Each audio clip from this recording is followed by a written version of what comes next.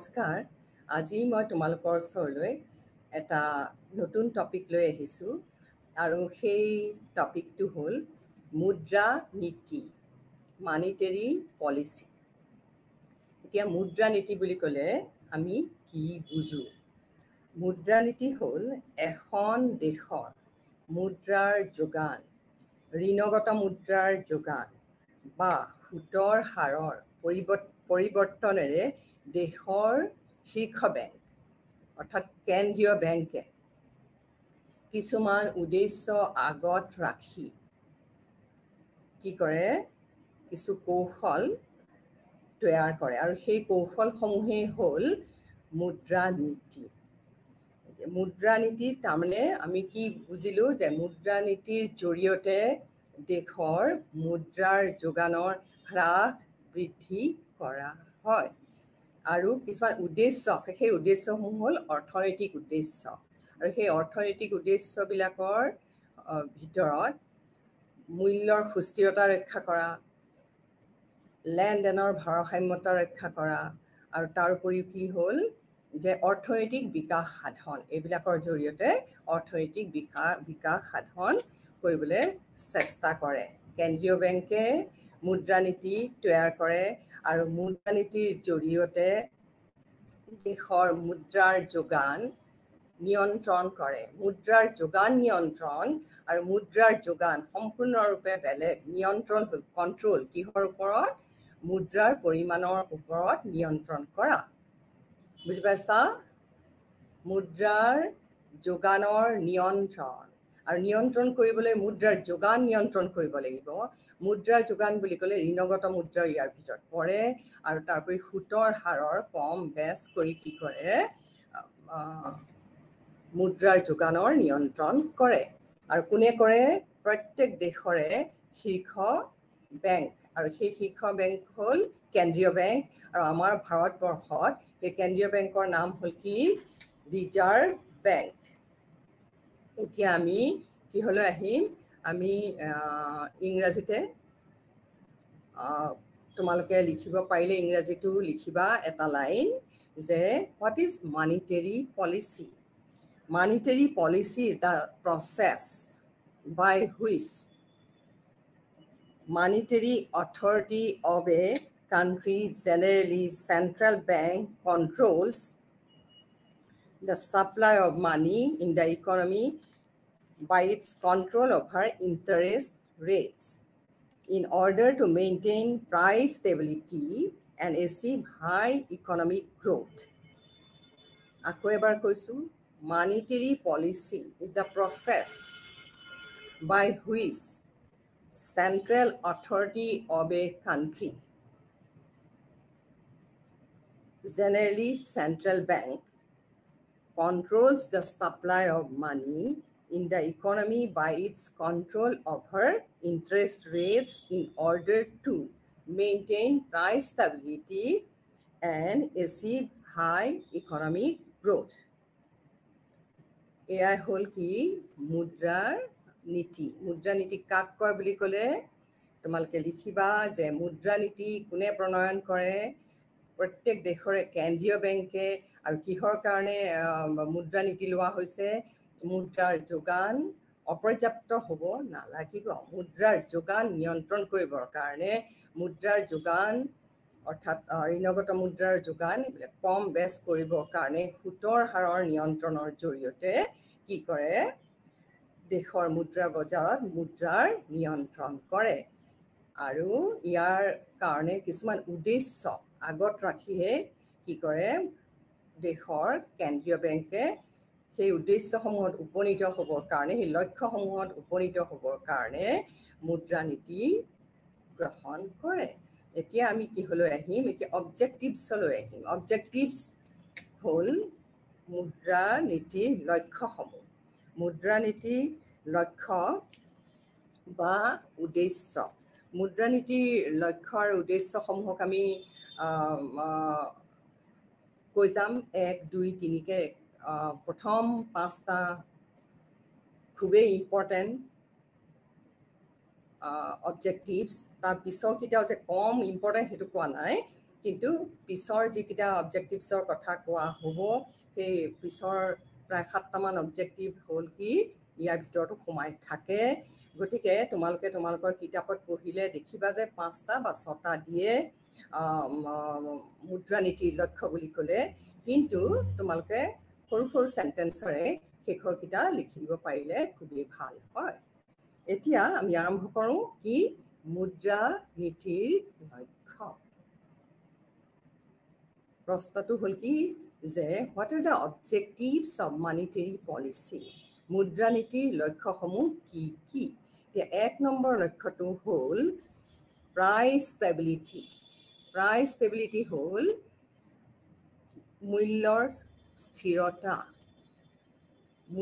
স্থিৰতা হ'ল কি যে মৌদ্ৰিক নীতি আৰু ৰাজকোষীয় নীতি হ'ল ফিস্কেল পলিচি এই ফিস্কেল পলিচি আৰু মনিটাৰী পলিচিৰ এটা উদ্দেশ্য হ'ল মূল্য স্তৰ প্ৰাইচ লেভেল স্থিৰ কৰি ৰখা প্ৰাইচ লেভেলৰ সুস্থিৰতা অৰ্থাৎ মূল্য স্তৰ বা দৰ স্তৰৰ সুস্থিৰতা কি হৈছে দৰ স্তৰৰ যদি সুস্থিৰতা নাথাকে তেতিয়াহ'লে কি হ'ব অৰ্থনৈতিক অনিশ্চয়তা দেখা দিব আৰু তাৰ উপৰিও কিহৰ সৃষ্টি হ'ব ভাৰসাম্যহীন অৱস্থা অৰ্থনৈতিক অসমতাৰ সৃষ্টি হ'ব আৰু মুদ্ৰাৰ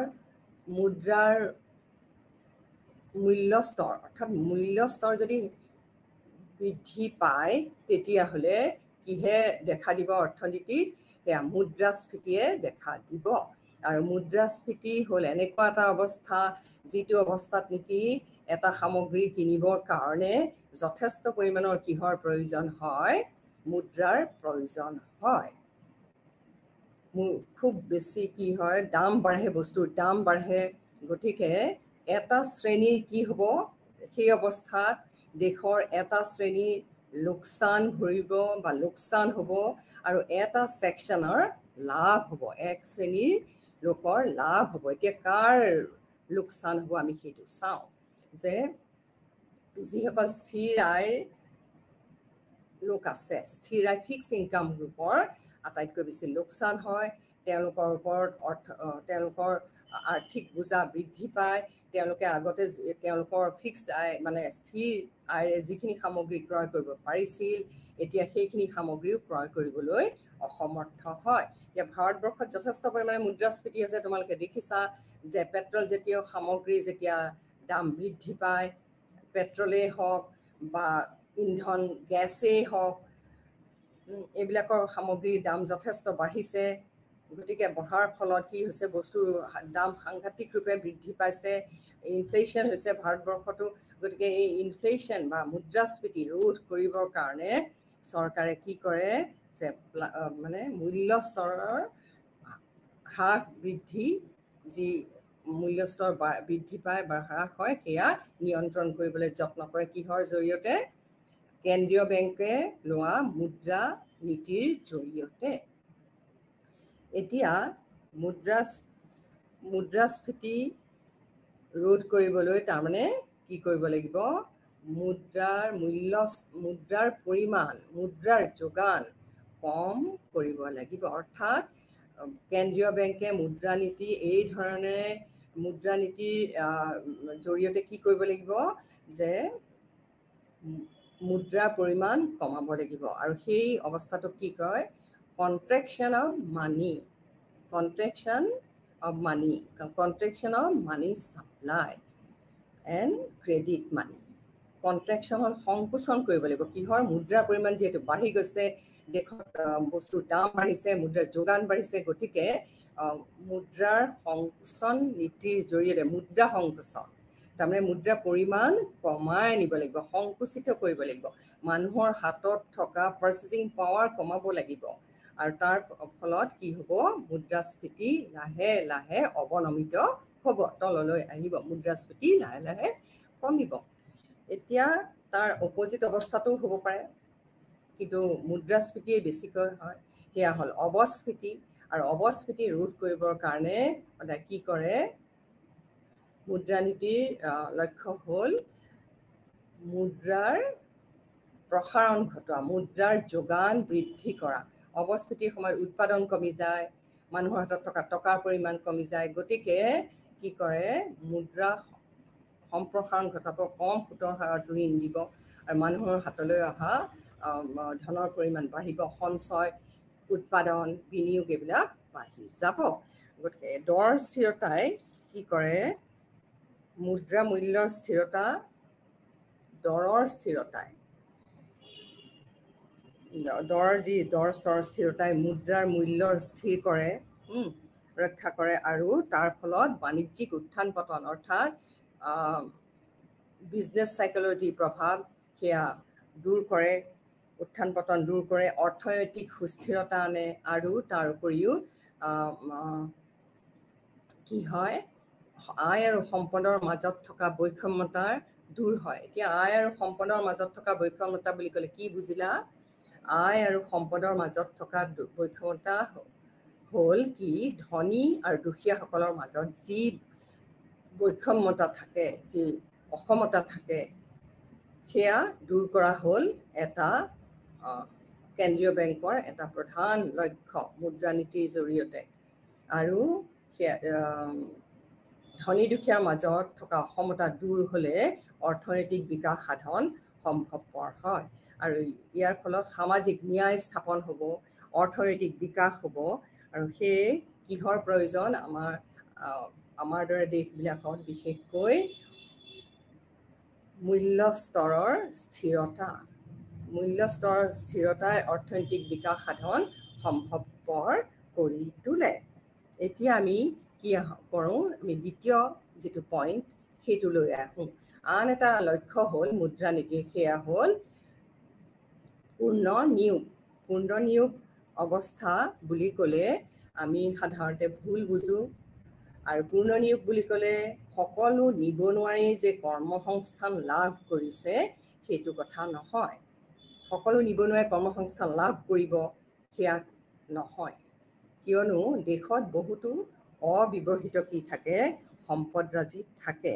সেই অব্যৱহৃত সম্পদৰাজিৰ পূৰ্ণ ব্যৱহাৰেৰে with the help of these unused resources, with the help of these unused resources and by using these resources to the fuller extent, employment can be raised. কি কৰিব পাৰি, অব্যৱহৃত সম্পদসমূহৰ পূৰ্ণ ব্যৱহাৰেৰে নিয়োগৰ সুবিধা প্ৰদান কৰিব পৰা যায়। এতিয়া হ'ল কি যে যিসকল লোকে, আমি পূৰ্ণ নিয়োগৰ অৱস্থাটোক সাধাৰণভাৱে ক'বলৈ হ'লে কি বুলি কওঁ, যে যিসকল লোকৰ কাম কৰাৰ ইচ্ছা বা আগ্ৰহ আছে আৰু যিসকল লোক কাম কৰিবৰ বাবে সক্ষম,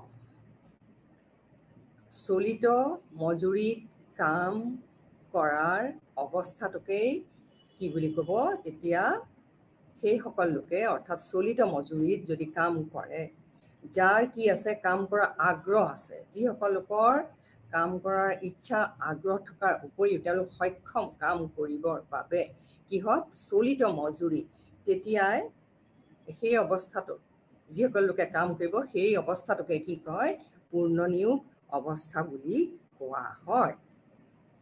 তাৰমানে চলিত মজুৰিত যিসকল ইচ্ছুক আৰু সক্ষম লোকে কাম কৰিব সেই অৱস্থাটোকেই পূৰ্ণ নিয়োগ বোলা হয়।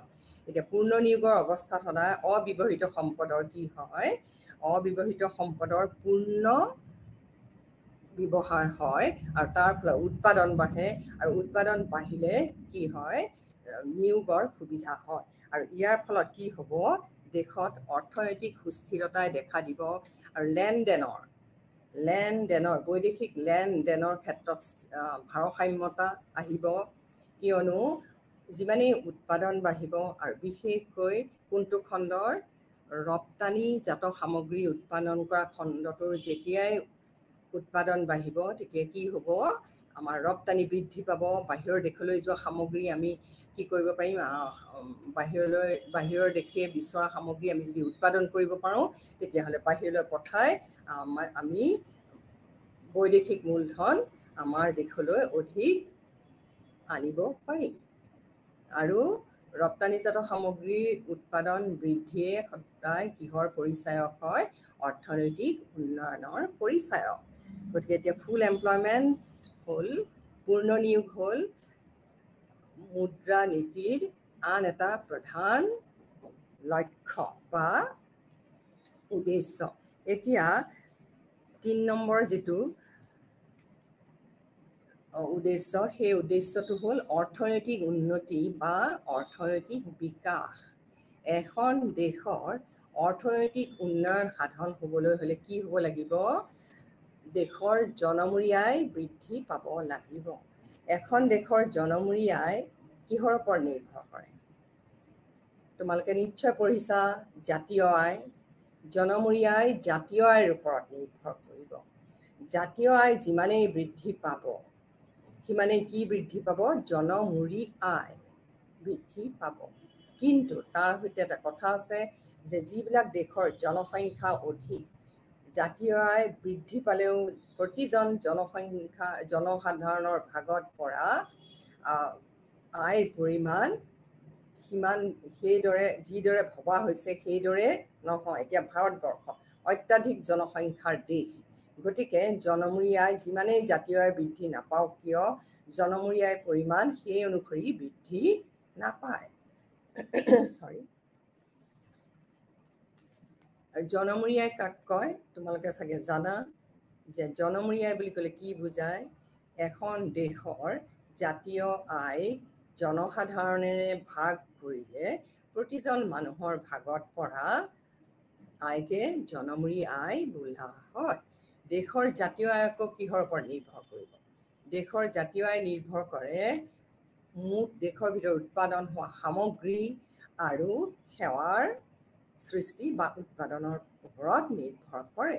এতিয়া এখন দেশৰ সামগ্ৰী, যিবিলাক সামগ্ৰী আমি দেখিছোঁ, সামগ্ৰী এতিয়া কম্পিউটাৰটো, এই চেয়াৰখন, এই আটাইবোৰ যিবোৰ সামগ্ৰী আমি দেখা পাওঁ, যিবোৰ দৃশ্যমান, সেইবোৰ সামগ্ৰী বুলি কোৱা যায়।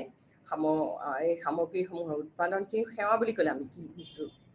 সেৱা, যিবিলাক সেৱা, সেই সেৱাসমূহ হ'ল কি আমি অনুভৱে কৰিব পাৰোঁ। এতিয়া সেৱা হ'ল কিহৰ? পৰিবহণ সেৱা, বিদ্যুতৰ যোগান সেৱা, পানীৰ যোগান সেৱাৰ ভিতৰত পৰে। হয়নে? তোমালোকে নিশ্চয় বুজি পাইছা বা আগতে তোমালোকক কৈও গৈছে, এইবিলাক সেৱাৰ ভিতৰত পৰে। শক্তি খণ্ড, এতিয়া কি যিবিলাক আমাৰ বিদ্যুৎ শক্তি খণ্ডত পৰে। গতিকে এইবিলাক হ'ল সেৱা। শক্তি খণ্ডৰ আটাইবোৰেই যে পৰে সেইটো নহয়। এতিয়া বিদ্যুতৰ উৎপাদন, বিদ্যুতৰ যোগান হ'ল আমাক কিহৰ সুবিধা দিছে? আমাক বিদ্যুতৰ যোগানে বহুখিনি সুবিধা দিছে। ঘৰৰ উপৰিও, শিল্পৰ উপৰিও আমি সকলোতে কিহৰ ব্যৱহাৰ কৰোঁ? বিদ্যুতৰ ব্যৱহাৰ কৰোঁ। আৰু গতিকে বিদ্যুতৰ যোগান ধৰাৰ ফলত আমাৰ যথেষ্ট কি হৈছে? সুবিধা হৈছে। আৰু এইবোৰ সেৱাসমূহ আমি সদায় সেৱাৰ উৎপাদনো সেইকাৰণে আমাৰ কাৰণে অত্যন্ত প্ৰয়োজন আছে অৰ্থনৈতিক বিকাশ সাধনৰ উদ্দেশ্যে। এতিয়া গতিকে এই যে জনমূৰি আয় বৃদ্ধি এবছৰ হ'লে নহ'ব, এবছৰ দুবছৰ হ'লে নহ'ব, অবিৰতভাৱে কণ্টিনিউৱাছলি কি বৃদ্ধি পাব লাগিব? জাতীয় আয় বৃদ্ধি পাব লাগিব। আৰু তেতিয়াহে জনমূৰি আয় বৃদ্ধি পাব। জনমূৰি আয় বৃদ্ধি হ'লেহে কি বৃদ্ধি হ'ব? জীৱন নিৰ্বাহৰ মানদণ্ড কিহৰ ওপৰত নিৰ্ভৰ কৰে? জনমূৰি আয়ৰ ওপৰত। যিমানেই আয় বৃদ্ধি পাব, মানুহে কিদৰে জীৱন নিৰ্বাহৰ মানদণ্ড বুলি ক'লে আমি কি বুজিম? Standard of living, how one is living, what is the condition of his living, কেনেকৈ জীয়াই আছে, ক'ত আছে, কি খাইছে, কি পিন্ধিছে, এই আটাইবিলাকে কি নিৰ্ণয় কৰে? জীৱন নিৰ্বাহৰ মানদণ্ড। গতিকে জীৱন নিৰ্বাহৰ মানদণ্ড উন্নত হোৱাৰ লগে লগে কি হ'ব আয় আৰু সম্পদৰ মাজৰ বৈষম্যতা ইতিমধ্যে কৈ আহিছোঁ ধনী দুখীয়াৰ মাজত থকা বৈষম্যতা আঁতৰ হ'ব আৰু ই অৰ্থনৈতিক বিকাশৰ দিশে দেশখনক আগুৱাই নিব অৰ্থনীতি তাৰমানে ইয়াৰ পৰা কি বুজিলা যে অৰ্থনৈতিক বিকাশ সাধন কৰাটো মুদ্ৰানীতিৰ আন এটা প্ৰধান লক্ষ্য বুজি পাইছানে তিনিটা লক্ষ্য আমি ক'লো এতিয়ালৈকে এটা হ'ল কি যে দৰ স্তৰৰ সুস্থিৰতা বা মূল্য স্তৰৰ সুস্থিৰতা আন এটা কি ক'লো পূৰ্ণ নিয়োগ আৰু এতিয়া ৩ নম্বৰত আমি কি ক'লো সেইটো হ'ল অৰ্থনৈতিক বিকাশ এতিয়া হ'ল 4 নম্বৰ যিটো উদ্দেশ্য সেই উদ্দেশ্যটো হ'ল মুদ্ৰাৰ নিৰপেক্ষতা neutrality of money neutrality of money হ'ল কি মুদ্ৰাৰ নিৰপেক্ষতা এতিয়া মুদ্ৰাৰ নিৰপেক্ষ ভূমিকা তাৰমানে কি হৈছে মুদ্ৰাৰ নিৰপেক্ষতাৰ অৰ্থ হ'ল কি মুদ্ৰাৰ নিৰপেক্ষতা বুলিলে মুদ্ৰানীতিৰ সহায়ত মুদ্ৰাৰ যোগান এনেদৰে নিয়ন্ত্ৰণ কৰা উচিত কিহৰ সহায়ত মুদ্ৰা নীতিৰ জৰিয়তে মুদ্ৰাৰ যোগান এনেদৰে কৰা উচিত যাতে ই কি নকৰে আয়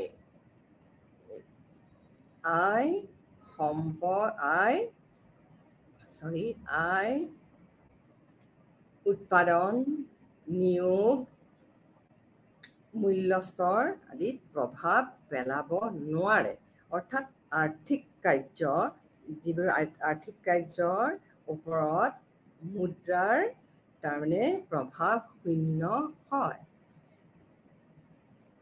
আৰু তেনেদৰে কি কৰিব লাগিব মুদ্ৰাৰ যোগান নিয়ন্ত্ৰণ কৰিব লাগিব মুদ্ৰাৰ যোগান এনেদৰে কৰা উচিত যে মুদ্ৰা নিৰপেক্ষ হিচাপে থাকিব মুদ্ৰাৰ নিৰপেক্ষতা বুলি আমি কি বুজো যে মুদ্ৰানীতিৰ সহায়ত মুদ্ৰাৰ যোগান এনেদৰে হ্ৰাস বৃদ্ধি বা নিয়ন্ত্ৰণ কৰিব লাগিব যে ই মানে এই হ্ৰাস বৃদ্ধিয়ে যেন কেতিয়াও আয় উৎপাদন নিয়োগ আৰু মূল্য স্তৰৰ ওপৰত প্ৰভাৱ নেপেলায় অৰ্থাৎ মুদ্ৰা কি হিচাপে লোৱা হৈছে ইয়াত মুদ্ৰাক কেৱল বিনিময়ৰ বাহন হিচাপেহে কি কৰা হৈছে লোৱা হৈছে বুজিছানে মুদ্ৰা কি হিচাপে লোৱা হৈছে বিনিময়ৰ বাহন বা মিডিয়াম অফ এক্সচেঞ্জ হিচাপেহে লোৱা হৈছে এতিয়া আমি 5 নম্বৰ পইণ্টটোলৈ আহোঁ 4 নম্বৰ পইণ্টটো হ'ল বুজি পাইছানে নে ক'ব লাগিব কোৱা মুদ্ৰাৰ নিৰপেক্ষ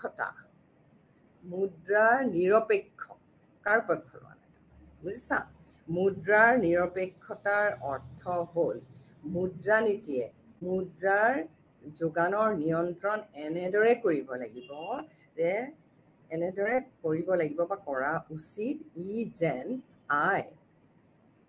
মুদ্ৰাৰ নিয়ন্ত্ৰণে আয় উৎপাদন নিয়োগ বা দৰ স্তৰৰ ওপৰত কোনো ধৰণৰ প্ৰভাৱ নেপেলায় অৰ্থাৎ যিসমূহ আমাৰ আৰ্থিক কাৰ্যৰ ওপৰত মুদ্ৰাৰ যোগানৰ প্ৰভাৱ আৰ্থিক কাৰ্য যিসমূহ আছে যিবিলাক ইকনমিক এক্টিভিটিছ আছে এই ইকনমিক এক্টিভিটিছবিলাকৰ ওপৰত মুদ্ৰাৰ যোগানৰ প্ৰভাৱ শূন্য হ'ব লাগিব আৰু আমি মুদ্ৰাক কি হিচাপে লৈছোঁ ইয়াত কেৱল বিনিময়ৰ মাধ্যম হিচাপেহে লোৱা হৈছে হ'ব এতিয়া আমি 5 নম্বৰ পইণ্টটোলৈ আহোঁ এই 5 নম্বৰ পইণ্টটো হ'ল বেলেঞ্চ অফ পে'মেণ্ট বৈদেশিক লেনদেনৰ ক্ষেত্ৰত ভাৰসাম্যতা বৈদেশিক লেনদেনৰ ক্ষেত্ৰত ভাৰসাম্যতা লাভ কৰিলে কি হয় মুদ্ৰানীতিয়ে সদায় চেষ্টা কৰে যে কি হ'ব লাগে দেশত বৈদেশিক লেনদেনৰ ক্ষেত্ৰত সমতা থাকিব লাগে আৰু বৈদেশিক লেনদেন হ'ল কি ৰপ্তানি আৰু আমদানি বাণিজ্য ৰপ্তানি আৰু আমদানি হ'ল ৰপ্তানি বুলি ক'লে তোমালোকে বুজি পোৱা যে ৰপ্তানি হ'ল আমি আমাৰ দেশলৈ বাহিৰৰ দেশৰ পৰা অনা সামগ্ৰীকে কি বুলি বুজায় ৰপ্তানিকৃত সামগ্ৰী বুলি জনা যায় আৰু আমাৰ দেশৰ পৰা যেতিয়া বিদেশে আমাক কি কৰে সৰি আমাৰ দেশৰ সামগ্ৰী যদি বাহিৰৰ দেশে আমাৰ দেশত উৎপাদিত সামগ্ৰী বাহিৰৰ দেশে নিয়ে তেতিয়া তাক কি বুলি কম আমাৰ দেশত উৎপাদিত সামগ্ৰী যদি বাহিৰৰ দেশে নিয়ে তেতিয়া তাক কি বুলি কয় আমদানি আমি বাহিৰৰ দেশলৈ পঠাইছো আমদানি বুলি ক'লে আমি আমাৰ বাহিৰৰ দেশৰ পৰা অকমান এটা যে অকমান ওলোটা হৈ গৈছিলে আমদানিকৃত সামগ্ৰী হ'ল আমাৰ দেশে বাহিৰৰ দেশৰ পৰা অনা সামগ্ৰী আমদানিকৃত সামগ্ৰী হ'ল আমাৰ দেশে বাহিৰৰ পৰা অনা সামগ্ৰী আমদানিকৃত সামগ্ৰী আমি আমাৰ বাহিৰৰ দেশৰ পৰা আমাৰ দেশলৈ অহা সামগ্ৰী আমি কিনি লৈছোঁ আমি কিনি লোৱা মানে কি বুজায় যে আমদানি বুলি ক'লে আমি আমাৰ দেশলৈ যিহেতু সামগ্ৰী আনিছোঁ বাহিৰৰ দেশৰ পৰা উই হেভ টু পে দেম আমাৰ মূলধন ক'লৈ যাব বাহিৰৰ দেশলৈ যাব ৰপ্তানিকৃত সামগ্ৰী বুলি ক'লে বাহিৰৰ দেশে আমাৰ দেশত উৎপাদিত সামগ্ৰী যেতিয়া বাহিৰৰ দেশলৈ যাব তেতিয়া বাহিৰৰ বিদেশে আমাক কি দিব আমাক পেমেণ্টটো আমাক তেওঁলোকে দিব গতিকে যিমানে ৰপ্তানি বৃদ্ধি পাব যিমানে আমাৰ দেশৰ পৰা বাহিৰৰ দেশলৈ কি যাব সামগ্ৰী যাব সিমানে বাহিৰৰ দেশৰ পৰা আমাৰ দেশলৈ কি হ'ব মূলধনৰ ফ্লো হ'ব মূলধন আমাৰ দেশলৈ আহিব কিন্তু আমদানি বৃদ্ধি পালে আমি যদি বাহিৰৰ দেশৰ পৰা সামগ্ৰী ক্ৰয় কৰোঁ তেতিয়া আমাৰ দেশৰ মূলধন কলৈ ওলাই যাব আমাৰ দেশৰ মূলধন বাহিৰৰ দেশলৈ ওলাই যাব গতিকে কোনটো ৰপ্তানি বৃদ্ধি হোৱাটো প্ৰয়োজন নে আমদানি বৃদ্ধি হোৱাটো প্ৰয়োজন ৰপ্তানি যিমানেই বাঢ়িব আমাৰ দেশলৈ অহা বৈদেশিক মূলধনৰ পৰিমাণো সিমানেই বাঢ়িব আৰু সেইকাৰণে মুদ্ৰানীতিয়ে কি কৰিছে ৰপ্তানিজাত সামগ্ৰী উৎপাদন কৰা যিটো খণ্ড আছে সেই খণ্ডটো অধিক ঋণ কনচেচনেল ৰেটত দিয়াৰ ব্যৱস্থা কৰিছে বুজি পাইছা অকমান চিন্তা কৰি ক'ব লাগিব বা অকমান চিন্তা কৰিলে কেতিয়াও আউল নালাগে যে আমদানিকৃত সামগ্ৰী যিমানেই বৃদ্ধি পাব সিমানেই কি হ'ব আমাৰ দেশৰ মূলধন বাহিৰৰ দেশলৈ যাব আৰু ৰপ্তানিকৃত সামগ্ৰীৰ পৰিমাণ যিমানেই বৃদ্ধি পাব বিদেশৰ মূলধন আমাৰ দেশলৈ আহিব আৰু ৰপ্তানি যিমানেই বৃদ্ধি পায় সিমানেই আমাৰ কি হ'ব কেন্দ্ৰীয় বেংকত জমাৰ পৰিমাণ বাঢ়িব বৈদেশিক মূলধনৰ জমাৰ পৰিমাণ বৃদ্ধি পাব অৰ্থাৎ কেন্দ্ৰীয় বেংকৰ ভঁৰালত বৈদেশিক মূলধনৰ জমাৰ পৰিমাণ বাঢ়ি যাব আৰু সেইটো বিচাৰ্য কিয়নো যিমানে বৈদেশিক মূলধন বৃদ্ধি পায় সিমানে অৰ্থনৈতিক দিশত আগুৱাই যাব পাৰিম আৰু তাৰ কাৰণে আমদানি কৰ্তন আৰু ৰপ্তানি বৃদ্ধি নীতি চৰকাৰে মুদ্ৰানীতিৰ জৰিয়তে লয় আৰু কেতিয়াবা অৱমূল্যায়নো কৰে মূল্যায়ন কৰাৰ অৰ্থটো হ'ল কি আমাৰ দেশৰ পৰা বাহিৰৰ দেশলৈ ৰপ্তানি যাতে বৃদ্ধি হয় মুদ্ৰাৰ অৱমূল্যায়ন হ'ল মুদ্ৰাৰ মূল্য আমাৰ দেশৰ মুদ্ৰাৰ মূল্য আন দেশৰ তুলনাত হ্ৰাস কৰা আমাৰ দেশৰ মুদ্ৰাৰ মূল্য আন দেশৰ তুলনাত হ্ৰাস কৰাকে কি বুলি কোৱা যায় অৱমূল্যায়ন আমাৰ দেশৰ এতিয়া টকাৰ মূল্য বিদেশী ৰাষ্ট্ৰৰ মুদ্ৰা মূল্যতকৈ যদি কি কৰা যায় মূল্যৰ তুলনাত কমোৱা যায় তেতিয়া কমালে তেওঁলোকে কম দামত কি পাব তেওঁলোকে কম খৰচতে অধিক সামগ্ৰী লাভ কৰিব আৰু তাৰ ফলত ৰপ্তানি বৃদ্ধি পাব এইকেইটাই হ'ল মূল উদ্দেশ্য এতিয়া আৰু উদ্দেশ্য আছে আৰু সেই উদ্দেশ্যকেইটা মই তোমালোকক কিছু কৈ দিম আৰু সেইকেইটা হ'ল এতিয়া 5 নম্বৰ পিছত 6 নম্বৰ যেটো উদ্দেশ্য সেয়া হ'ল যে মুদ্ৰানীতিৰ আন এটা উদ্দেশ্য হ'ল সঞ্চয় আৰু বিনিয়োগৰ পৰিমাণ বৃদ্ধি কৰা কি বৃদ্ধি কৰা সঞ্চয় আৰু বিনিয়োগৰ পৰিমাণ বৃদ্ধি কৰা সুতৰ হাৰ বৃদ্ধি হ'লে কি বৃদ্ধি পায়? সঞ্চয়ৰ পৰিমাণ বৃদ্ধি পায়। আৰু যিমানেই বেছি সঞ্চয় বৃদ্ধি পাব, সঞ্চয় যিমানেই বাঢ়ি যাব, সিমানেই কি বাঢ়িব? বিনিয়োগ বাঢ়িব। আৰু বিনিয়োগ বাঢ়িলে উৎপাদন বাঢ়িব। উৎপাদন বৃদ্ধিয়ে নিয়োগৰ সুবিধা দিব আৰু তাৰ ফলত আয় বৃদ্ধি পাব। আৰু ইয়াৰ ফলত অভাৰঅল গ্ৰোথ যিটো আমাৰ অৰ্থনৈতিক বিকাশ সাধন হ'ব। আৰু তাৰ পিছতে আহিল 7 নম্বৰ যিটো পইণ্ট, সেই পইণ্টটো হ'ল যে টু কণ্ট্ৰল বিজনেছ চাইকেল। সেয়া হ'ল যে বাণিজ্যিক চক্ৰৰ নিয়ন্ত্ৰণ। বাণিজ্যিক চক্ৰৰ কেইবাটাও ফেজ আছে। সেই ফেজবিলাক ডিপ্ৰেশ্যন, ৰিকভাৰী, প্ৰস্পাৰিটি, বুম ইত্যাদি ইত্যাদি। গতিকে যেতিয়া বুম পিৰিয়ডত থাকে, বুম অৰ্থাৎ প্ৰস্পাৰিটিৰ পিছৰ অৱস্থাটোৱে বুম। যিমানেই দেশ এখন আৰ্থিকভাৱে উন্নতি কৰে এখন দেশে, কি হয় যে ইয়াৰ কি কৰিব লগা হয়, তেতিয়া সেই অৱস্থাৰ ইনফ্লেশ্যনে দেখা দিব পাৰে। যিমানেই উন্নতি কৰি গৈ থাকিব, মুদ্ৰাৰ যোগান বাঢ়ি যাব আৰু তাৰ পিছৰ অৱস্থাটোত কি হয়? বুম পিৰিয়ড হয়। তাৰপিছত আকৌ লাহে লাহে কি হয়? বাণিজ্যিক চক্ৰত তললৈ গতি কৰে। কিয় গতি কৰে? যে লাহে বস্তুৰ দাম যেতিয়া মানুহৰ হাতত পাৰ্চেজিং পাৱাৰ বাঢ়ি যায়, ডিমাণ্ড বাঢ়ি যায় আৰু তাৰ ফলত বস্তুৰ দাম বাঢ়ে। আৰু ইয়াৰ ফলত কি কৰিব লগা হয়? মুদ্ৰা নীতি কি ব্যৱস্থা লয়? যে ক্ৰেডিট কণ্ট্ৰেকশ্যন পলিচি লয়। কম ঋণ দিয়াৰ ব্যৱস্থা, নহ'লে মুদ্ৰাৰ যোগান খুব বেছি বাঢ়ি যাব। অৰ্থাৎ ঋণ সংকোচন, কমকৈ ঋণ দিয়াৰ ব্যৱস্থা কৰে। যিমানেই আৰ্থিক দিশত উন্নতি কৰি গৈ থাকিব, বাণিজ্যিক চক্ৰ ওপৰলৈ গৈ থাকিব, এটা সময়ত দেখা যায় যে কি হয়? মানুহৰ পাৰ্চেচিং পাৱাৰ যথেষ্ট বাঢ়ি যায়, ডিমাণ্ড বাঢ়ি যায়।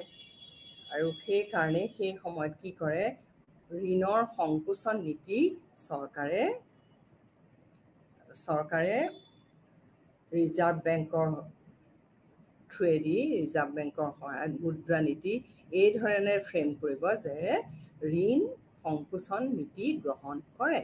আৰু ডিপ্ৰেশ্যন হ'ল মন্দা অৱস্থা। এই মন্দা অৱস্থাত সকলোবোৰ কমি যায়, উৎপাদন কমে, আয় কমে, বিনিয়োগ কমে, সঞ্চয় কমে। গতিকে এই সময়ত কি কৰিব? যে কম সুতৰ কি কৰিব? ক্ৰেডিট এক্সপানচৰী পলিচি অৰ্থাৎ ঋণ সম্প্ৰসাৰণ নীতি গ্ৰহণ কৰে। আৰু ঋণ সম্প্ৰসাৰণ নীতিৰ জৰিয়তে কি কৰিব? সম্প্ৰসাৰণ কৰি ঋণৰ পৰিমাণ বঢ়াই দিব, যাতে উৎপাদন বৃদ্ধি হয়। উৎপাদন লাহে লাহে বৃদ্ধি হয়, আয় লাহে লাহে বৃদ্ধি হ'ব। তেতিয়াহে অৰ্থনীতিয়ে কি হ'ব? লাহে লাহে অৰ্থনীতিখনে উন্নতিৰ দিশলৈ আগবাঢ়ি যাব। এয়া হ'ল 7 নম্বৰ এইটো পইণ্ট, নহয় জানো? 7 নম্বৰ পইণ্টটোৰ পিছত হ'ল 8 নম্বৰ পইণ্টটো হ'ল কি? To manage aggregate demand, to make balance of aggregate demand and supply. To manage aggregate demand হ'ল কি? মুঠ চাহিদা, দেশৰ মুঠ চাহিদা আৰু মুঠ যোগানৰ মাজত কি থাকিব লাগিব? সমতা থাকিব লাগিব। আৰু এই সমতা ৰাখিবৰ কাৰণে কোনে চেষ্টা কৰে? এইটো এটা মুদ্ৰানীতিৰ উদ্দেশ্য। এয়া চেষ্টা কৰে কেন্দ্ৰীয় বেংকে যে যদি ডিমাণ্ড বাঢ়ি যায়, ছাপ্লাই কমে, বস্তুৰ দাম বাঢ়িব। ছাপ্লাই কমি গ'লে, ডিমাণ্ড নাথাকিলে কি হ'ব? যে দেশৰ আয় কমি যাব। গতিকে মুদ্ৰানীতিৰ এটা উদ্দেশ্য হ'ল মুঠ চাহিদা আৰু মুঠ যোগানৰ মাজত কি থাকিব লাগিব? সমতা থাকিব লাগিব। তাৰপিছত আহিল 8 নম্বৰ পইণ্টটো হ'ল two ensure more credit two priority sector অগ্ৰাধিকাৰ যিবিলাক খণ্ড আছে অগ্ৰাধিকাৰ খণ্ডলৈ ঋণ আগবঢ়োৱা মুদ্ৰানীতিৰ এটা প্ৰধান লক্ষ্য হ'ল যিবিলাক to ensure more credit facilities to priority sector হ'ল অগ্ৰাধিকাৰ খণ্ড বুলি ক'লে কোনবোৰ পৰিব আমাৰ দৰে দেশত কৃষি খণ্ড অগ্ৰাধিকাৰ খণ্ড কাৰণ কৃষিজাত দ্ৰব্য যথেষ্ট পৰিমাণৰ কৃষিজাত দ্ৰব্য আমি কি কৰোঁ ৰপ্তানি কৰোঁ তাৰপিছত হ'ল তৈল খণ্ড শক্তি খণ্ড সেৱা খণ্ড এই আটাইবিলাক খণ্ডলৈ কি কৰিব লাগে কনচেছনেল ৰেটত ঋণ প্ৰদান কৰিব লাগে আৰু তেতিয়াহে আৰ্থিক দিশত দেশখনে আগবাঢ়ি যাব এইটো মুদ্ৰানীতিৰ এটা লক্ষ্য ইয়াৰ পিছত আহিল অধিক নিয়োগৰ সুবিধা কৰা টু প্ৰমোট নিয়োগৰ সুবিধা কৰিবৰ কাৰণে কি কৰিব লাগিব আমি ইতিমধ্যে ক'লোঁ যে পূৰ্ণ নিয়োগৰ যিহেতু কথা কৈ যোৱা হ'ল গতিকে তোমালোকক ইতিমধ্যে আলোচনা কৰাই হ'ল গতিকে 10 নম্বৰ পইণ্টটোলৈ আহোঁ আমি আৰু 10 নম্বৰ পইণ্টটোত কি আছে যে অৰ্থনীতিৰ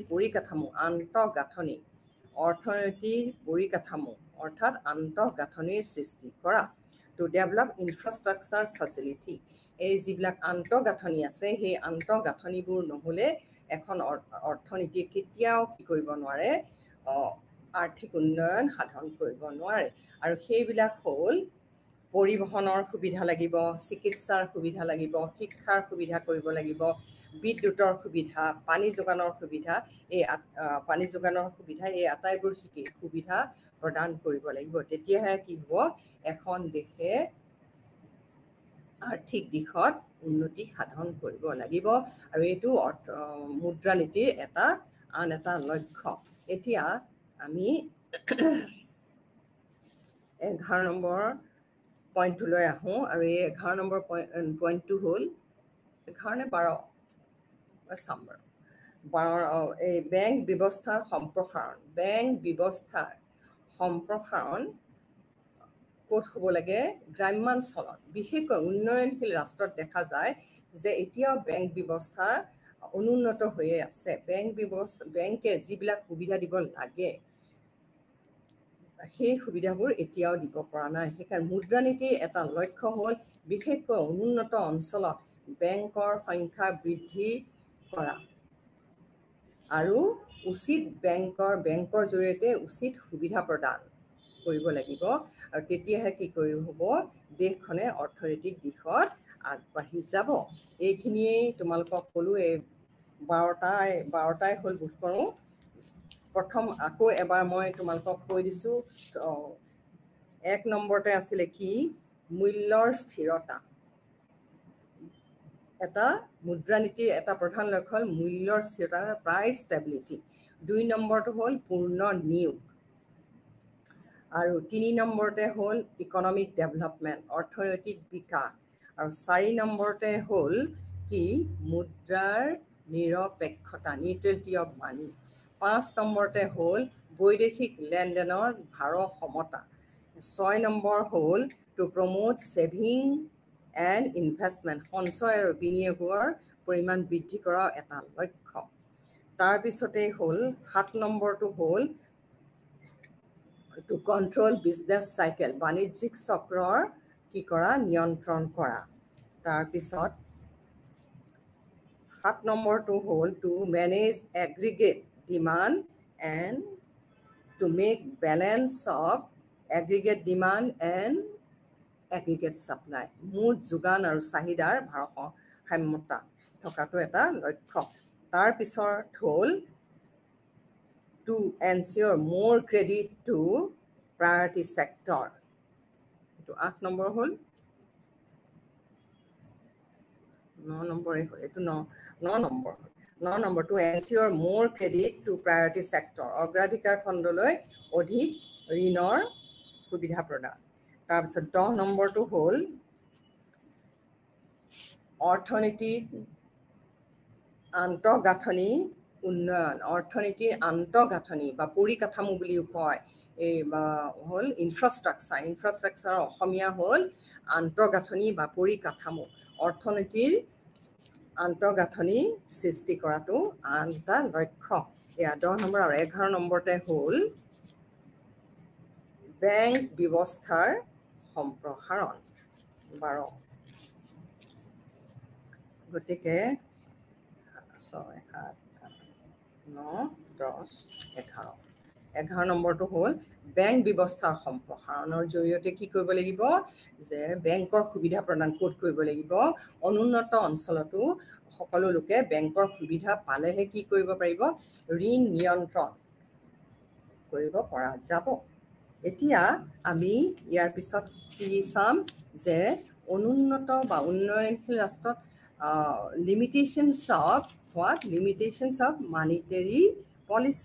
limitations of monetary policy in developing economy উন্নয়নশীল আজিকালি অনুন্নত শব্দটো ব্যৱহাৰ নহয় তথাপিও অনুন্নত নহলেও উন্নয়নশীল বুলি কোৱাটোৱে ভাল উন্নয়নশীল ৰাষ্ট্ৰত কি হৈছে বেংক উন্নয়নশীল ৰাষ্ট্ৰসমূহত কি হ'ল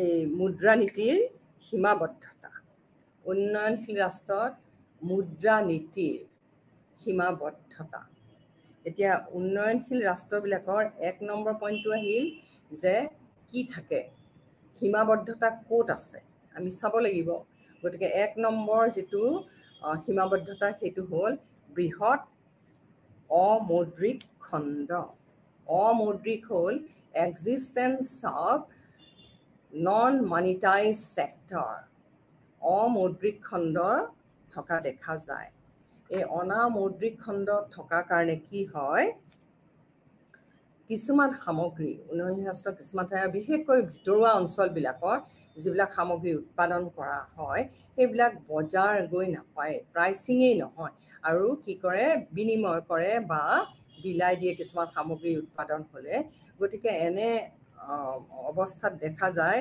যে জাতীয় আয় নোসোমায় কাৰণ প্ৰাইচিঙেই নহয় কিছুমান সামগ্ৰী আছে মুদ্ৰা বহিৰ্ভূত সেইকাৰণে খণ্ড বুলি কয় আৰু এই খণ্ডটোৰ যিবিলাক সামগ্ৰী কিছুমান সামগ্ৰী উৎপাদন কৰে সেইবোৰ সামগ্ৰী বিলাই দিয়ে বা বিনিময় কৰে আৰু এনে ক্ষেত্ৰত সামগ্ৰীসমূহৰ উচিত মূল্য নিৰ্ধাৰণ নহয় এইটো এটা অসুবিধা মুদ্ৰানীতিৰ এটা অসুবিধা হ'ল কি যে এই ক্ষেত্ৰত মুদ্ৰানীতি বিফল হোৱা দেখা যায় 2 নম্বৰ পইণ্টটো হ'ল অনুন্নত মুদ্ৰা আৰু মূলধন বজাৰ মুদ্ৰা আৰু মূলধন বজাৰ কি উন্নত নহয় ক'ত অনুন্নত ৰাষ্ট্ৰসমূহত যিহেতু বেংক ব্যৱস্থাৰ সুব্যৱস্থা নথকাৰ বাবে বা যিবিলাক আহিলা মুদ্ৰা নিয়ন্ত্ৰণ কৰাৰ যিসমূহ আহিলা আছে এতিয়া অংশপত্ৰ ক্ৰয় বিক্ৰয় কৰি কি কৰে মুদ্ৰা যোগান নিয়ন্ত্ৰণ কৰে সেই চৰকাৰী অংশপত্ৰ বিল আদিৰ অভাৱ আৰু অভাৱৰ হেতুকে কি হয় দেখা যায় যে মুদ্ৰানীতি কাৰ্যকৰী নহয় তাৰ পিছতেই হ'ল বৃহৎ সংখ্যক অনাবিত্তীয় প্ৰতিষ্ঠান এই যিবিলাক উন্নয়নশীল ৰাষ্ট্ৰ আছে এইবিলাকত দেখা যায় যে চৰকাৰী খণ্ডৰ উপৰিও কি থাকে চৰকাৰী খণ্ডৰ বেংকসমূহৰ উপৰিও চৰকাৰী খণ্ডৰ বেংকসমূহে ঋণ দিয়ে বা আজিকালি প্ৰাইভেট ছেক্টৰটো বেংক আছে সকলোৱে কি ফলো কৰিব লাগে ৰিজাৰ্ভ বেংকৰ বা ভাৰতবৰ্ষৰ ৰিজাৰ্ভ বেংকৰ কেন্দ্ৰীয় বেংকৰ নীতিসমূহ কি কৰা উচিত অনুসৰণ কৰা উচিত কিন্তু ইয়াৰ উপৰিও গ্ৰাম্যাঞ্চলত মানি লেণ্ডাৰ থাকে কিছুমান ধনী মানুহে কি কৰে টকা বা মুদ্ৰা ধাৰলৈ দিয়ে আৰু ধাৰলৈ দিয়াৰ বিনিময়ত তেওঁলোকে কি লয় সুত লয় আৰু সেই সুতৰ পৰিমাণ কেন্দ্ৰীয় বেংকে বান্ধি দিয়া সুতৰ পৰিমাণৰ লগত নিমিলে আৰু ইয়াৰ ফলত মুদ্ৰানীতিৰ যি প্ৰক্ৰিয়া যি কাৰ্য কৰিব লাগে সেই কাৰ্য ভালদৰে সমাধা কৰিব নোৱাৰে কাৰণ দেশত মুদ্ৰাৰ যোগান তেওঁলোকে যিহেতু এই খণ্ডটোৰ মুদ্ৰাৰ যোগানৰ ওপৰত প্ৰভাৱ কেন্দ্ৰীয় বেংকৰ বিশেষ প্ৰভাৱ নথকা হেতুকে দেশত মুদ্ৰাৰ যোগান বাঢ়িবও পাৰে বা দেশত মুদ্ৰাৰ যোগান কমিবও পাৰে এতিয়া এই বৃহৎ সংখ্যক যি অনাবৃত্তীয় প্ৰতিষ্ঠান আছে এই প্ৰতিষ্ঠানসমূহে কি কৰে যথেষ্ট পৰিমাণৰ ঋণৰ যোগান ধৰে ভিতৰুৱা অঞ্চলসমূহত আমি সৰুৰে তোমালোকেও চাগে দেখিছিলা যে কাবুলীৱালাই পৰাই কাবুলীৰ পৰাই হয়তো বেংকৰ সৃষ্টি হৈছে কাবুলীৱালাৰ কি কৰে তেওঁলোকে ঋণ দিয়ে খুব বেছি হাৰত কি লয় সুদ লয় গতিকে এইবোৰ নিয়ন্ত্ৰণৰ বাহিৰত কেন্দ্ৰীয় বেংকৰ নিয়ন্ত্ৰণৰ বাহিৰত থাকে আৰু তাৰ ফলত মুদ্ৰানীতিৰ যি উদ্দেশ্য সেই উদ্দেশ্য সফল হোৱাত বাধাৰ সৃষ্টি হয় ইয়াৰ পিছত উচ্চ তৰলতা হাই লিকুইডিটি হ'ল কি যে বেছিভাগ বাণিজ্যিক বেংকে কি কৰে তৰল হৈ থাকিবলৈ বিচাৰে তৰল শব্দটোৱে কি বুজায় যে তেওঁলোকৰ হাতত থকা কেছ নগদ থকা মুদ্ৰাৰ পৰিমাণ তেওঁলোকে বেছি ৰাখিবলৈ যত্ন কৰে আৰু ঋণ হিচাপে দি তেওঁলোকে বা ইনভেষ্ট কৰিবৰ কাৰণে তেওঁলোকে ভাল পায় এনে ক্ষেত্ৰত কি হয় যে অধিক তৰলতা থাকিলে কেন্দ্ৰীয় বেংকৰ ঋণ নীতিয়ে প্ৰভাৱ পেলাব নোৱাৰে কেন্দ্ৰীয় বেংকৰ যি ঋণ নীতি সেই ঋণ নীতিয়ে প্ৰভাৱ পেলাব নোৱাৰে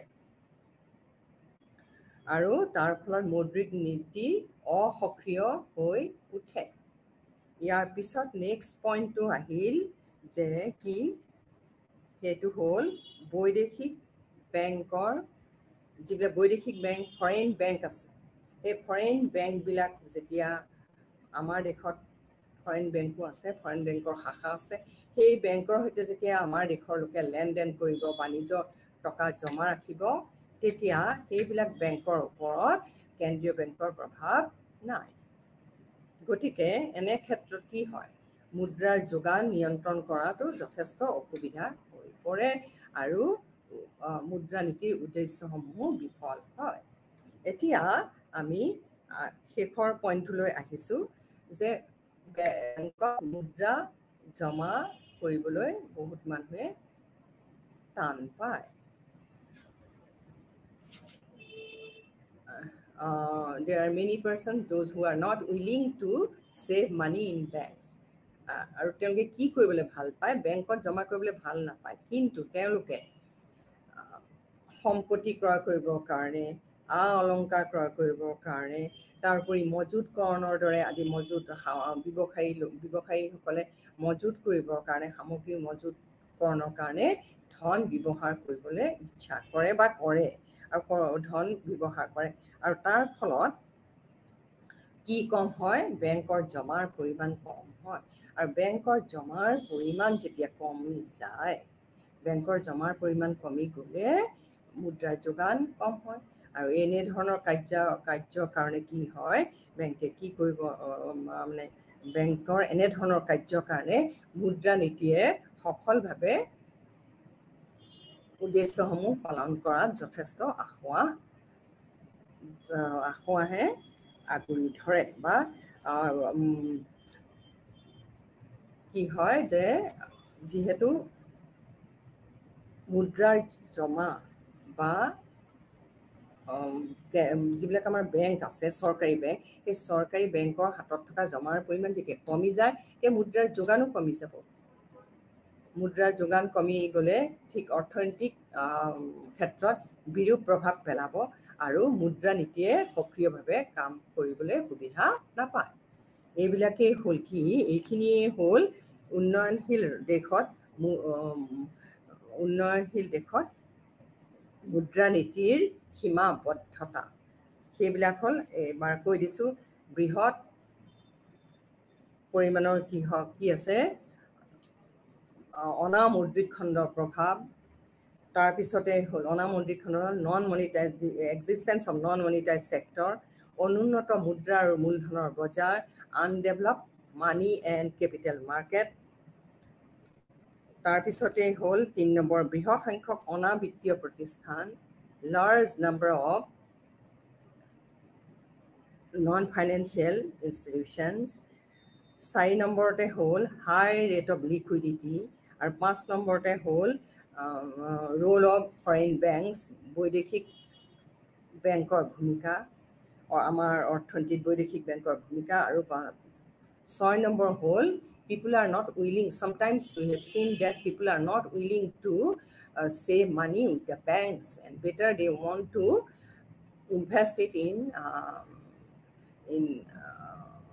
suppose in case of purchasing jewelries, costly jewelries, or in case of construction, or in case of hoarding, etc. এই ক্ষেত্ৰত কি হয় যে টকা মুদ্ৰা জমা নকৰিলে কি হ'ব পাৰে, আমাৰ মুদ্ৰাৰ যোগানত ব্যাঘাত জন্মে, আৰু তাৰ ফলত অৰ্থনৈতিক উন্নয়ন স্থবিৰ, অৰ্থনৈতিক উন্নয়নৰ ক্ষেত্ৰত স্থবিৰতাই দেখা দিব পাৰে। এতিয়া ইয়াৰ পিছত আমি কিহলৈ আহোঁ? এইখিনি হৈ গৈছে বুলি ভাবিছোঁ। কিবা অসুবিধা আছে নেকি? কিবা অসুবিধা আছে তোমালোকৰ? মই ভবা নাই অসুবিধা আছে বুলি, কাৰণ খুব টান যে সেইটো কথা নহয়, কিন্তু কিছুমান টাৰ্ম তোমালোকে খুব ভালকৈ চাবা। মূল্যৰ স্থিৰতা, এতিয়া ধৰা মূল্য স্তৰ বা দৰ স্তৰ, এই শব্দসমূহ যিহেতু অসমীয়াত লিখিবৰ কাৰণে বা অসমীয়া খুবেই টান, ইংৰাজী লিখিবলৈ it is easy to write in English, but it is very difficult to write in our own language. দেই, আমাৰ নিজৰ মাতৃভাষাত লিখাটো বা যিহেতু মাতৃভাষাৰ কিতাপো কম, আৰু সেইকাৰণে তোমালোকে মাতৃভাষাৰ যিসকলে লিখা তেওঁলোকে সহজ বুলি নাভাবিবা, কাৰণ যিবিলাক অৰ্থনীতিৰ যিবিলাক টাৰ্ম, সেই টাৰ্মবোৰ তোমালোকে জানিব লাগিব, বুজিছা? এতিয়া আমি তেতিয়াহ'লে আহোঁ যে measures to control credit, instruments of monetary policy. The instrument of monetary policy to control credit. How credit is controlled. সেয়া হ'ল মুদ্ৰা নীতিৰ আহিলা। মুদ্ৰা নীতিৰ কি হৈছে? আহিলাসমূহ হ'ল কি? ঋণ নিয়ন্ত্ৰণৰ আহিলা। এই ঋণ নিয়ন্ত্ৰণক আকৌ কি কৰা হৈছে যে দুটা ভাগত ঋণ নিয়ন্ত্ৰণ কৰা আহিলাসমূহ দুটা ভাগত বিভক্ত কৰা হৈছে। কেইটা ভাগত? দুটা ভাগত। ব্ৰডলি দুটা ভাগত। এটা হ'ল কোৱান্টিটেটিভ ক্ৰেডিট কণ্ট্ৰল, আৰু আন এটা হ'ল কোৱালিটেটিভ ক্ৰেডিট কণ্ট্ৰল। অ'কে, বুজিছানে? যে the instruments of monetary policy to control credit is divided into two categories. কি হৈছে যে ঋণ নিয়ন্ত্ৰণৰ আহিলাসমূহক দুটা ভাগত ভগোৱা হৈছে। এটা হ'ল কোৱান্টিটেটিভ, হ'ল অসমীয়াত পৰিমাণবাচক ঋণ নিয়ন্ত্ৰণ নীতি। লিখি থবা, খুবেই ইম্পৰ্টেণ্ট, খুব ইম্পৰ্টেণ্ট যে পৰিমাণবাচক ঋণ নিয়ন্ত্ৰণ নীতি, আৰু কোৱালিটেটিভ হ'ল গুণবাচক ঋণ নিয়ন্ত্ৰণৰ নীতি। এতিয়া কোৱান্টিটেটিভ ইনষ্ট্ৰুমেণ্টলৈ আমি আহোঁ, আৰু কোৱান্টিটেটিভ ইনষ্ট্ৰুমেণ্টবিলাক, কোৱান্টিটেটিভ হ'ল কি? পৰিমাণবাচক ঋণ নিয়ন্ত্ৰণ। এই পৰিমাণবাচক ঋণ নিয়ন্ত্ৰণৰ এতিয়া আটাইতকৈ ডাঙৰ কি হৈছে? Important and significant instrument is repo rate.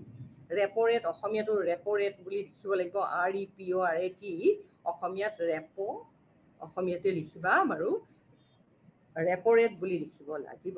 খুবেই ইম্পৰ্টেণ্ট এই আহিলা কিহৰ কাৰণে? ঋণ নিয়ন্ত্ৰণৰ। ৰেপো ৰেট হ'ল কি জানানে? কমাৰ্চিয়েল বেংকে কি কৰে? ৰিজাৰ্ভ বেংকৰ পৰা, আমাৰ ভাৰতবৰ্ষৰ ক্ষেত্ৰতে কৈছোঁ, ৰিজাৰ্ভ বেংকৰ পৰা কি লয়? ঋণ লয়, আৰু সেই ঋণৰ পৰিৱৰ্তে কোলেটাৰেল ছিকিউৰিটি জমা ৰাখিব লাগে, বন্ধকত ৰাখিব লাগে। ৰেপো ৰেট বুলি ক'লে কাক বুজায়? ৰেপো ৰেট হ'ল যে আমাৰ যিবিলাক কমাৰ্চিয়েল বেংক আছে, বাণিজ্যিক বেংক আছে, সেই বাণিজ্যিক বেংকে এটা হাৰত, এটা ৰেপ' ৰেট হ'ল এটা হাৰত কি কৰে, ইট ইজ দ্য ৰেট, এটা হাৰত কি লয়, ৰিজাৰ্ভ বেংকৰ পৰা ঋণ লয়। কিহৰ পৰিৱৰ্তে? কোলেটাৰেল ছিকিউৰিটিজৰ পৰিৱৰ্তে। কোনে কমাৰ্চিয়েল বেংকবিলাকে কি ৰিজাৰ্ভ বেংকক দিব লাগে, কি ছাবমিট কৰিব লাগে? কোলেটাৰেল ছিকিউৰিটি, বন্ধকী। কোলেটাৰেল ছিকিউৰিটি হ'ল বা চৰকাৰী গভৰ্ণমেণ্ট ছিকিউৰিটিজবিলাক অংশপত্ৰ জমাৰ পৰিৱৰ্তে ঋণ ল'ব পাৰে। আৰু সেই যি ৰেটত ঋণ লয় কমাৰ্চিয়েল বেংকে, সেই ৰেটটো কি বুলি কোৱা যায়? Repo' rate. Repo' rate. এই ৰেপ' ৰেটৰ আকৌ ৰিভাৰ্চ ৰেপ' ৰেটো থাকে। বুজি পাইছানে? অকল এটাই নহয়, আনটা হ'ল কি, ৰিভাৰ্চ ৰেপ' ৰেটত কি হয় জানানে? যে কমাৰ্চিয়েল বেংকৰ যেতিয়া জমাৰ পৰিমাণ বৃদ্ধি পায়, যেতিয়া জমাৰ পৰিমাণ বাঢ়ি যায়, গতিকে সেই যেতিয়া বৰ্ধিত জমাৰ এটা পৰিমাণ তেওঁলোকে কি কৰিব পাৰে? ৰিজাৰ্ভ বেংকৰ, কেন্দ্ৰীয় বেংকৰ হাতত জমা ৰাখিব পাৰে। আৰু তাৰ ফলত কেন্দ্ৰীয় বেংকে কি দিয়ে? তেওঁলোকক এটা ৰিভাৰ্চ ৰেপ' ৰেট, এটা হাৰ, এটা মানে সুতৰ হাৰৰ দৰে কি দিয়ে? ৰিভাৰ্চ ৰেপ' ৰেট, এটা হাৰ দিয়ে, যিটো হাৰত তেওঁলোকে কি ৰাখে? জমা ৰাখে। কোনে ৰাখে? কেন্দ্ৰীয় বেংকে। কেন্দ্ৰীয় বেংকে কি ৰাখে? আমাৰ যিবিলাক বাণিজ্যিক বেংক আছে, সেই বাণিজ্যিক বেংকৰ যেতিয়া ডিপ'জিট এক্সেছ হৈ যায়, যেতিয়া জমাৰ পৰিমাণ বাঢ়ি যায়, সেই জমাৰ পৰা এটা অংশ কাৰ হাতত জমা ৰাখে? ৰিজাৰ্ভ বেংকৰ হাতত জমা ৰাখে। আৰু তাৰ পৰিৱৰ্তে ৰিজাৰ্ভ বেংকে ৰেপ' ৰেট, যি ৰেপ' ৰেট দিয়ে, সেই ৰিভাৰ্চ ৰেপ' ৰেট, এটা কি হয়? ৰিভাৰ্চ ৰেপ' ৰেট কোনে দিয়ে? ৰিজাৰ্ভ বেংকে। কাক দিয়ে? কমাৰ্চিয়েল বেংকক দিয়ে। আৰু কি হয়? এই ৰেপ' ৰেট ইনফ্লেশ্যনৰ সময়ত এই ৰেপ' ৰেট বৃদ্ধি কৰি দিয়ে। আৰু এইদৰে কি কৰে? টু মেনেজ ইনফ্লেশ্যন, দ্য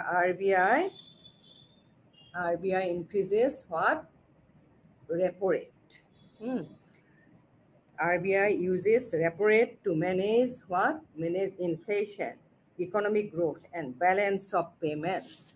এই ৰেপ' ৰেটৰ জৰিয়তে ৰেপ' ৰেট হ্ৰাস বৃদ্ধি কৰে। কেতিয়া বৃদ্ধি কৰে? ইনফ্লেশ্যনৰ সময়ত ৰেপ' ৰেট কোনে বৃদ্ধি কৰে? কেন্দ্ৰীয় বেংকে বৃদ্ধি কৰে। আৰু অৰ্থনৈতিক উন্নয়নৰ কাৰণে প্ৰয়োজন হ'লে ৰেপ' ৰেট কমাব বা বঢ়াব পাৰে। আৰু তাৰ উপৰিও লেনদেনৰ ভাৰসাম্যতা লাভ কৰিবৰ কাৰণে কি কৰে? ৰেপ' ৰেট বৃদ্ধি বা হ্ৰাস কৰে।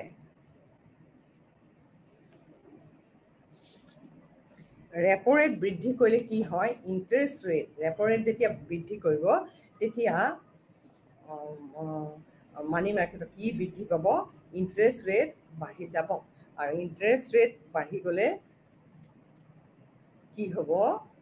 ক্ৰেডিট স্কুইজ হ'ব। তাৰ ফলত ইণ্টাৰেষ্ট ৰেট বাঢ়ি যাব। ৰেপ' ৰেট বঢ়াই দিলে ইণ্টাৰেষ্ট ৰেটো বাঢ়ি যায়। ইণ্টাৰেষ্ট ৰেট বাঢ়ি গ'লে কি হ'ব? ঋণৰ পৰিমাণ কমি যাব।